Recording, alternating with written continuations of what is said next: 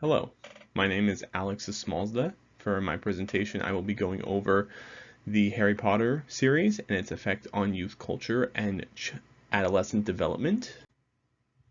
So for those who do not know, the Harry Potter series is a child's fantasy book series that released in 1997 with the first book, Harry Potter and the Philosopher's Stone, and it saw massive success, releasing with 6 books afterwards, and would then also include film adaptations, video games, merchandise, theme parks. It would dominate much of pop culture from 2000 all the way to the late 2010s, and is still going on now, even though it's more of a decline.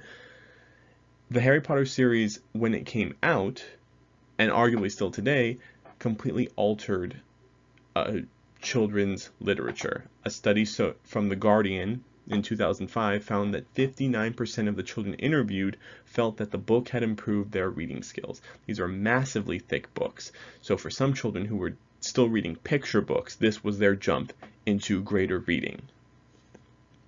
It made them want to read more. Now, there's also some cognitive development aspects that the series has imprinted on its readers. Much of the story follows the education of a young boy as he goes from a child to a man, as he goes through school through a magical education.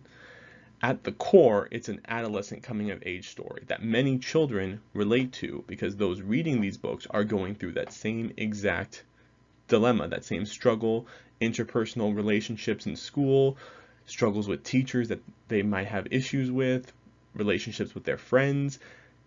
Small things to them feel like the world is ending. It's a struggle between themselves versus the world. Despite the setting of fantasy and magic, there's much of it that has developmental issues within the books. An example would also be the fact that that many of the characters in the books are sorted into houses or groups based on character traits and qualities, and they usually kind of stay within those groups of the houses. And this kind of correlates to real life of how students stay with their grades, stay with their class, their sports teams, basically something that kind of like bonds them through kind of like the bonds of friendship that they stick together with.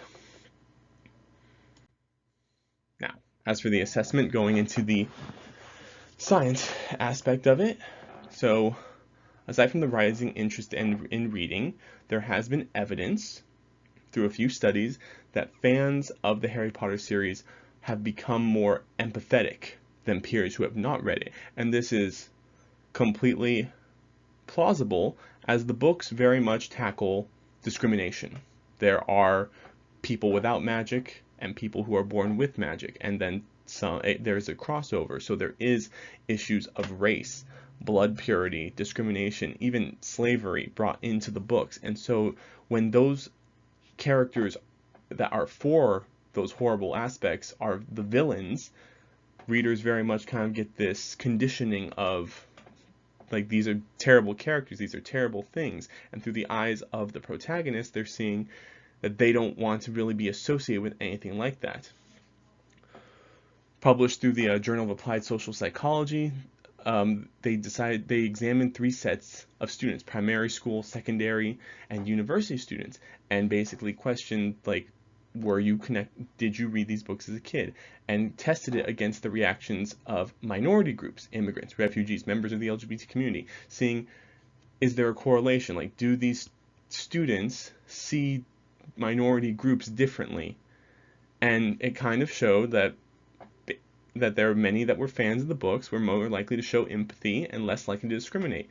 And it very much goes into the fact of how children's cognitive development, especially in adolescence, comes from their environment, their parents, their friends, what media they're exposed to.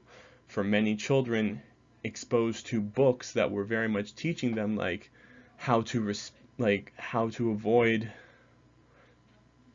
people that were very clearly had negative and prejudicial, like, feelings towards others, it very much stuck with them.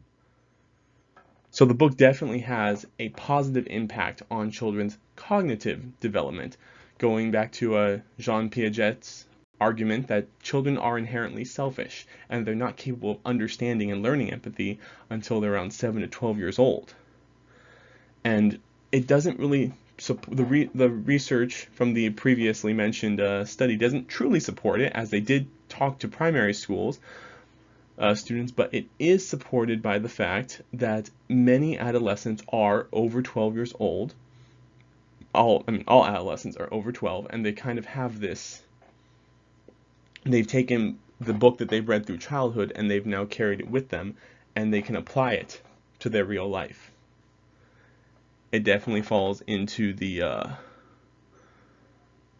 cognitive side of development. They've now taken something that they've learned and they've begun to put it towards doing something better. It's affected their relationships. They're seen as more empathetic, more feeling.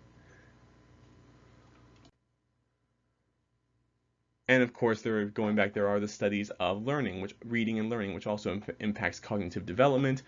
Here I've pulled a study from Yankovic and Scholastic when the book was just coming out. And basically, it was the previously mentioned study. They found 55% of the boys that read the book, as well as 51% of girls, it's increased the reading pleasure. Many boys saying that they found it to be more fun and stimulating to read. Parents were noting that kids were saying what kids were saying about it, and they see positive results from their children reading the books. They interviewed the parents as well and found that children wanted to read more frequently, and it kind of helped boost them in school. So we're seeing positive effects from this franchise. That kids exposed to this series, a series that prioritizes friendships, relationships, fights against prejudice like beings and people, it kind of has made children more empathetic, and it has, on a greater scale, like open these kids up to reading because it's such a gripping story that pulled them in, that they related to, as they too are going through like the same motions as the main character, being in school with their friends, with their teachers, and so they relate to it more. They're pulled into it and they want to keep reading, and it kind of from there they would branch out to other books. Here are my references. I've pulled some articles that I have found based from The Guardian, from Scholastic, as well as from Piaget. Thank you for your time. If you have any questions,